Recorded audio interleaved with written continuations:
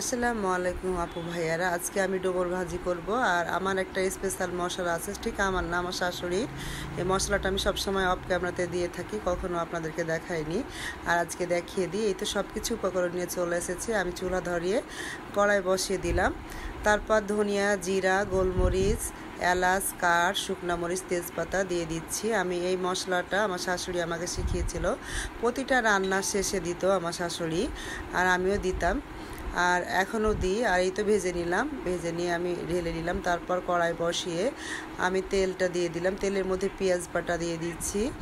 আর পেঁয়াজ বাটা দেওয়া হয়ে গেছে। তারপর আমি এখন দিব হলুদ, মরিচ বাটা, আদা, রসুন, আর সবগুলোই আমার দেওয়া হয়ে গেছে। দেখতেই পাচ্ছেন, আমি অল্প করে পানি দিয়ে দিলাম। তারপর ভালোভাবে নেড়ে নিচ্ছি। এখন দিয়ে দিলাম তেজপাতা, শুকনা মরিচ, কাঁচামরিচ। আর এটা হলো রাঁধুনি মাংসের মশলা, আমি ডোমর ভাজিতে দিয়ে থাকি। আর এটা খুব সুন্দর করে আমি বানাই, ডোমর ভাজিটা আমার খুব পছন্দই। আর ডোমর আলু আমি একসাথে দিচ্ছি। অনেকে আলু দেয় না, কিন্তু আমার শাশুড়ি আলু দিত। আলু দিলে সফট হয় তাই বলতো, তো আসলে তাই হয়। আমার আম্মুরা যেমন আলু দেয় না। আর এই তো ভালোভাবে আমি নেড়ে নিচ্ছি, নেড়ে ঢাকনা দিয়ে ঢেকে দিচ্ছি। এটা আমি অবশ্য কষাচ্ছি।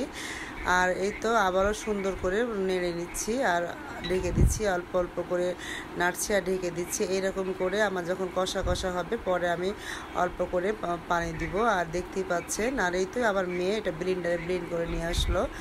আর এই তো আমার মশলাটা কষা হয়ে গেছে। এখন আমি সিদ্ধর জন্য পানি দিব ডুমুরের মধ্যে। আর এই তো পরিমাণ মতো আমি পানি দিয়ে দিলাম। তারপর ভালোভাবে নেড়ে নিচ্ছি। আর দেখেন কত সুন্দর কালার এসছে। এভাবে বাসায় আপনারা করবেন। আর এই তো আমার প্রায় হওয়া এসেছে। এখন আমি সেই ভাইরাল মশলাটা আমার দিয়ে দিলাম। তারপর উলট পালট করে আবারও নেড়ে নিলাম। আর তখন নামিয়ে নিয়েছি। তো ভিডিওটা ভালো লাগলে অবশ্যই লাইক করবেন, শেয়ার করবেন। আল্লাহ হাফেজ।